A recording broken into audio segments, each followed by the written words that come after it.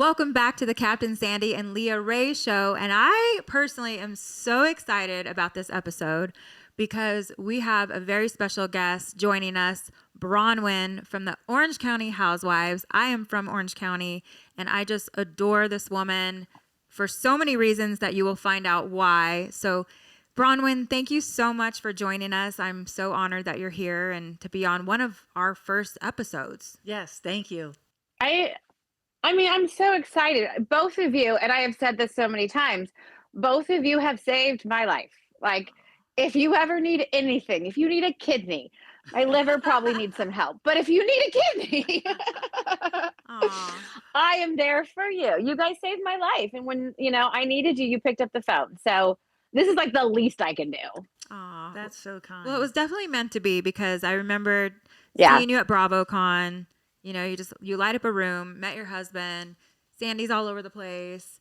And then we connected, and then you reached out and said, would you mind if I talked to Sandy? And I wasn't quite sure, why. And then when you talked to her, right, and you guys connected on so many levels that we'll talk about in a little bit, was beautiful. You were beautiful. like, oh, that's why. Oh, I was so proud of you. And I think it was because Sandy was so honest about her journey. I can't remember what season it was, but she was so open and honest about her sobriety journey.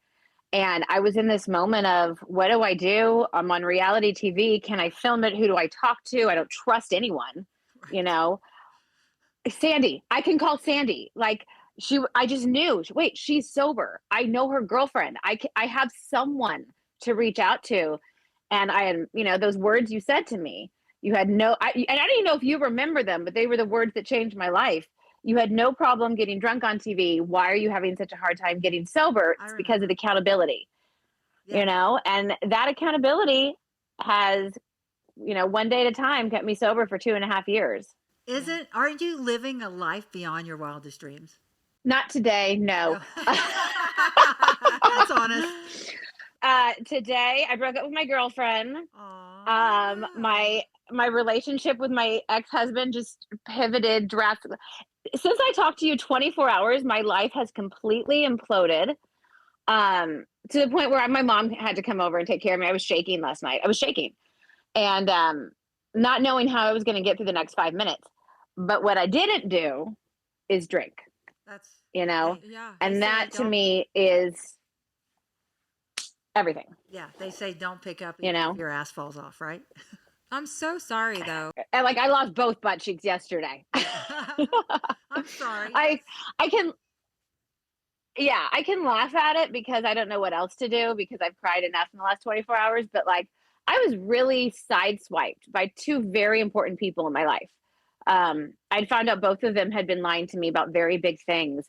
And these things came to light within hours of each other. And I was not prepared for it, but I have a program. I have a sponsor. I have a really good support system that showed up.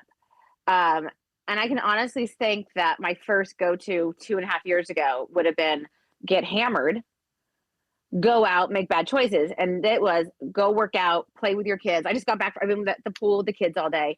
It gives me that moment of, all right, this sucks. This too shall pass. Let it go over to the universe. What are you learning from this? What is my role in all this? Because sometimes when a lot of things are happening, I have to stop and say, where is my role? The world's not out to get me. So what is my role in all of this? And just to kind of take a moment and pause. And sobriety is so beautiful. And it's not even always great. And that's the thing, to answer your question, sobriety isn't always sunshine and rainbows, but it's so much better than the alternative. Yeah. And I remember talking to you even just yesterday, and you said, oh my gosh, I just want to drink. Why does it have to be so hard? I thought when you do the steps and go to these meetings that it was going to be so easy. And it's not. I'm not an addict and I don't struggle with alcoholism and stuff, but I've seen what it can do to people, and I see how hard Sandy works at it, and it's every day being accountable in your mind. And I think that's hard too, especially for Sandy, because she's been sober for so long that I'm sure people are like, oh, you've been sober for 34 years. You got this. It's easy. And it's sort of like, it's never easy. It's every, Yeah. it doesn't matter how many years you have, you only have today. That's right. And I told Leah the other day, I wish I could take an edible. Actually, I wish I could have a glass of wine.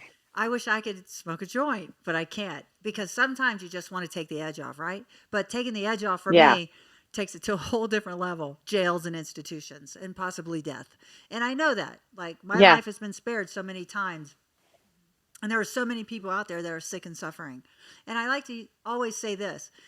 Years ago, this guy, Bill Stiles, I used to go in and out of detox because it was my way of staying out of jail. Because every time I would get arrested, I'm like, I'm an alcoholic, take me to detox. So they would. And he said to me, Sandy, I wish AA or, recovery was for people who wanted it, for people who needed it, but it's for people who want it. And he goes, but also I believe that you can lead a horse to water, but people say you can't make them drink, but you can kick them in the ass into the water and they get water on in their mouth and they ultimately drink, right? So it's kind of like that's how I felt when I first got into recovery. And he also taught me this. If you have a drunk horse thief and you sober him up, what do you have? A horse thief. I don't know. Wait, what? Yes. Yeah. A horse thief. So you just removed that. So now the entire person has to change. And that's what you're doing on a daily basis. And how do we do that? It's by this catastrophic stuff that happens in your life that you find out, that you get through, that you lean into your peers, your support group, your sponsor. You go to a meeting, you exercise. And I had this sponsor once. She goes, okay, this is what you do. Then go to bed. The day's over. Yeah. When you wake up tomorrow, it's go to bed. Right? Go to sleep. And so you did it. Go to sleep. And you're an example of that. So hey, listen, one day at a time, 1 minute at a time, and you did it. Isn't that so true though? Like on your worst days, because I still have days where I crave a drink. I wish I didn't. They're few and far between, but I do. But if I can just go to bed, it's gone the next day. And there hasn't been one day that I craved a drink where I woke up the next day craving one. So if you're watching this and you're starting to get sober, just go to bed, take a nap. And it's true. Also, do you have those dreams where you drink? Have you had those yet? And you wake up and you go, oh my God, did I relapse? I have, and they petrify me. I actually had something happen a few days ago. I was out to dinner with my mom, and it's a fancy restaurant. I ordered a mocktail, and and I didn't know. Cocktail, took a sip and swallowed it. I started shaking. I freaked out. I was so petrified that one sip was going to send me back. That little beast in my brain that can't control it, because I can control the first drink, but once I have one, it's over. I can't control it. My mom she's like, I've never seen such fear in your eyes. I thought it was all over. Oh my God, this is it. Luckily, I was fine. I was able to spit most of it out, drank a lot of water, but like I had that moment of fear of, I can't ever go back to living like that. I lived like that. I lived with that craving for the next drink that was visceral for me. It was physical. And yeah, so when I have those dreams, and then you wake up in the middle of the night and you have to sit up and you're like, okay, that's not real. Right? Okay, that didn't happen. And you're, and being a mom too, you have 6 children, right? 7. 7 children. Yes. I don't do anything in moderation. That's why I'm sober. That's why you're sober. Keeps you really, really busy. Are they enjoying this new mom being sober? Like, have they noticed a difference in your personality, or how is it now? The younger kids, they didn't really notice too much, because this is my 3rd time getting sober. So my last drinking thing was about 11 months. It was basically season 14. I drank the whole time we were filming. They didn't grow up with that mom, because I was sober for 7 years before that. And so I don't think it really affected them too much, because I had, nannies at the time. I was good. I was so good at hiding it. I was really great at hiding it. So I don't think the little kids noticed too much of a difference. And a lot of times when I would get really hammered, we had a second apartment. We had it on the show, the Love Shack. So they weren't around it. My older kids, the older 3, have gotten sober with me now 3 times. They have had the mom that was blacked out at a concert. They have had the mom that is thrown up in the back of a taxi cab with them there. They have had the mom passed out on the floor when she was watching them. So they have seen that. Bella, Rowan, and Jacob have been through this. They have long-term emotional issues from this for sure. But the one thing I will say is I am so open with them. We talk about it. They know it runs in our family. None of them drink very much. Bella and Rowan are old enough to drink. They don't. And Bella has a rule, which I find so smart. She's like, I'll only drink if I'm having fun. I'll never drink because I'm sad. So she'll go have a couple. She's 22. She'll have a couple drinks out with her friends, but she's like, I'm having a bad day. I'm not going to have a drink. So it is there in their heads that this is something that runs in our family. Rowan knows that she has the alcoholic tendencies because of her other issues with OCD. So she's very, very careful. And I didn't know you were 7 years sober before. Like, I thought you were coming in cold. So I was impressed, by the way. So now it makes sense. Like, the seed was planted.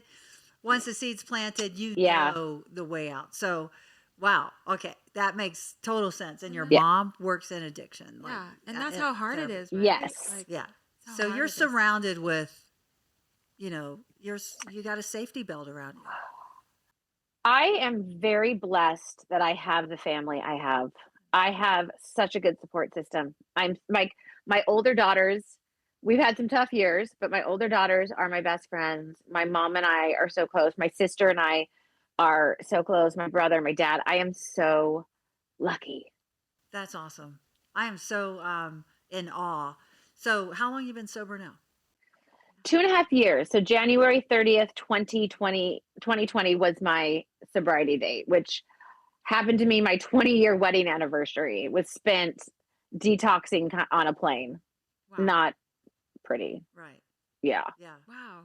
It's funny. I'd forgotten that I'd done this. I filmed that first month of sobriety, like just on my iPhone talking to myself. And I went back and watched it like 3 days ago because I found the folder, and it's amazing. It's like looking at a different person. Wow.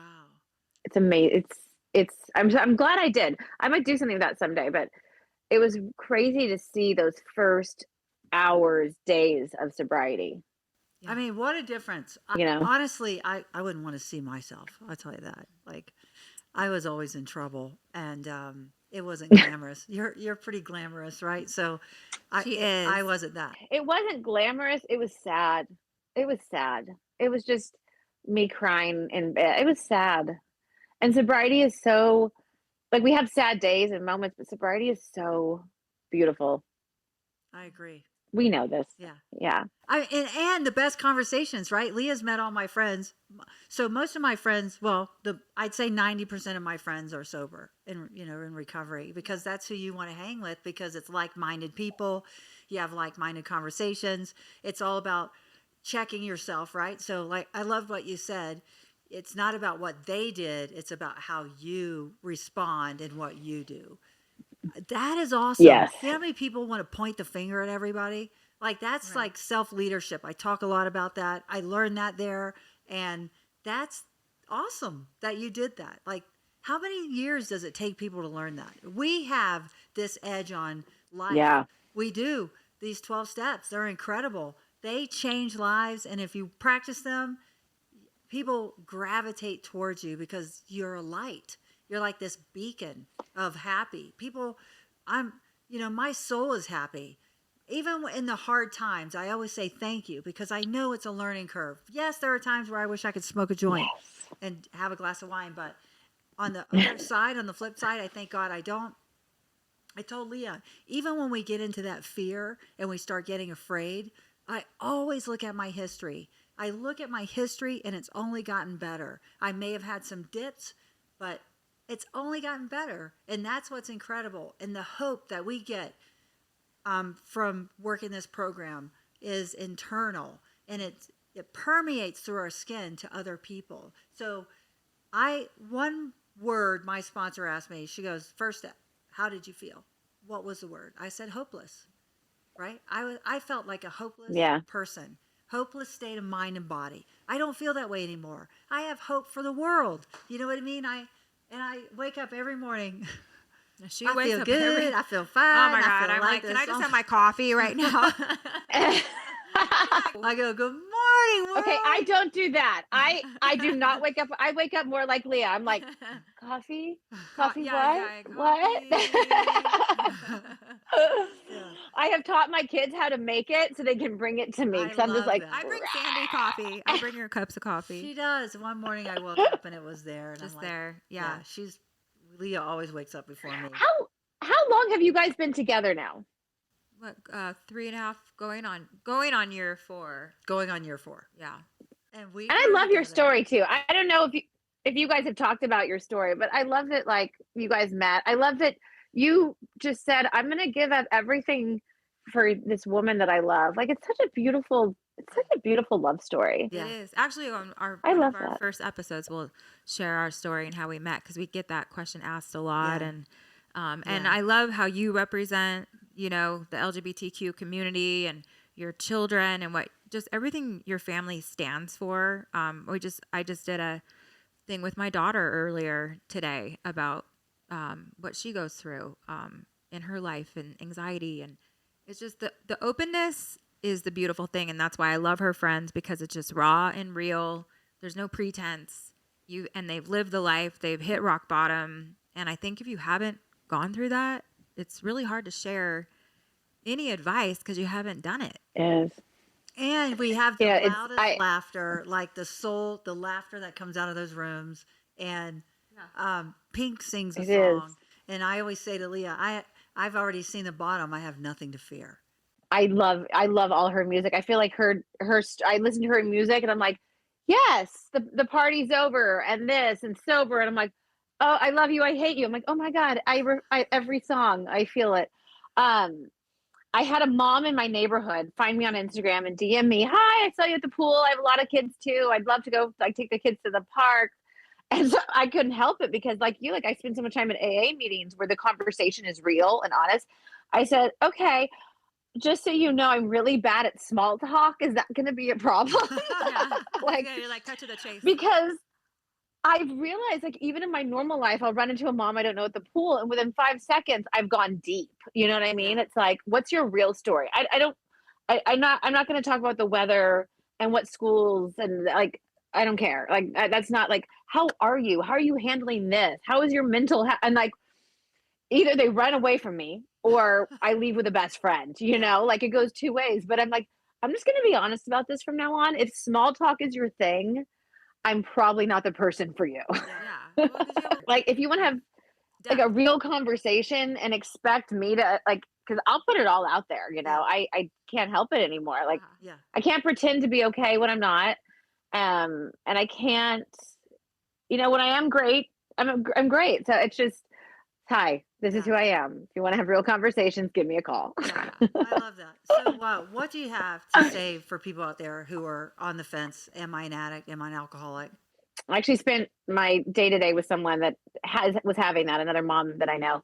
And same thing I told everyone. One, if you think you might have a problem, you probably do. Right. It's as simple as that. If you think you have a problem, you probably do. My second piece of advice is try it. See what happens if you don't drink for a year or 3 months, whatever you can manage, and just see how you feel. Because I know for a lot of people saying I'm never going to drink again is hard. It's hard for me to say that.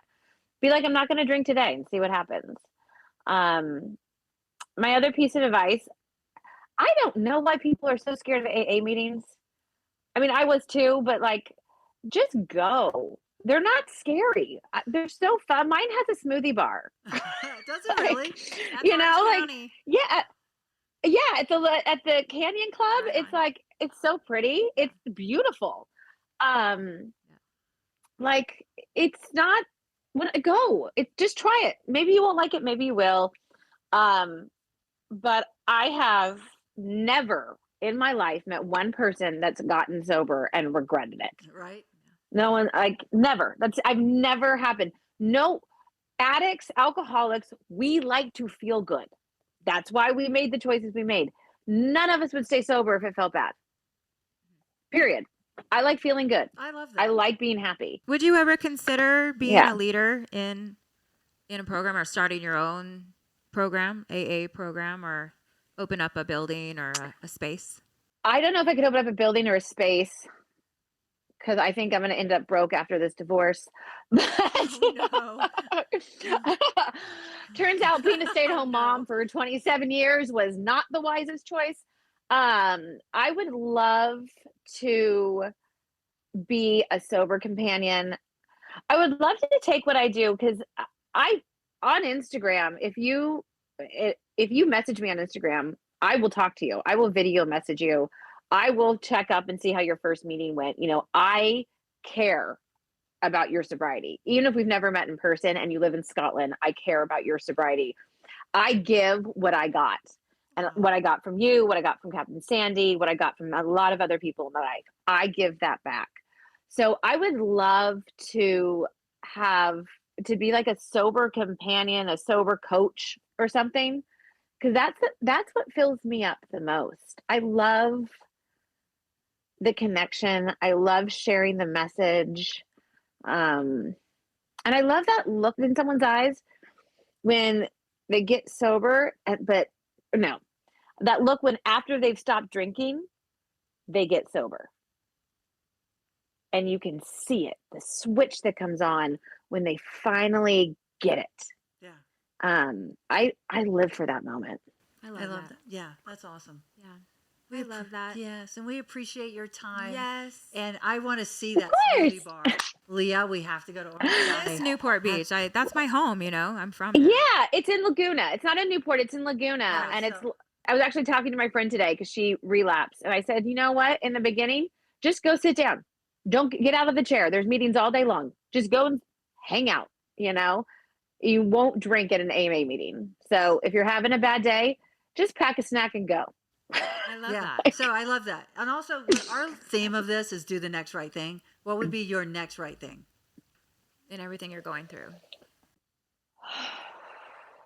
My next right thing is not to act out of ego or emotion. I'm trying not to be reactionary. I'm hurt. I'm hurt. The two people closest to me have just really truly hurt me. And my next right thing is not to act out of anger. Yep, I'm gonna do that. I'm gonna try to do that. Sending you a hug. And I'm not gonna drink. Yeah, Yes. I'm not gonna try. I'm gonna try not to act out of anger, and I'm not gonna drink today. Those are my two next right steps. That's awesome. That's great. And we're here for you. Yes, absolutely. Thank you. I love you guys. And Yeah, and thanks for taking the time. I know Appreciate you have it. 7 kids. Yeah. You have 7 kids. I have 5 at home. Okay. 2 have moved out, so they don't. I mean, they count, but they're easy now. Okay, so that's still a lot. Yeah. And the fact It's still that a lot. you Yeah, went through what you went through and you still made the time to do this. So thank you. Thank you. I meant it. If you guys ever need me, I will show up. I am here for you guys for the rest of my life because Thank you gave me the greatest gift of all, and that was sobriety. So Ditto. Thank you. Love Yeah, you. Okay.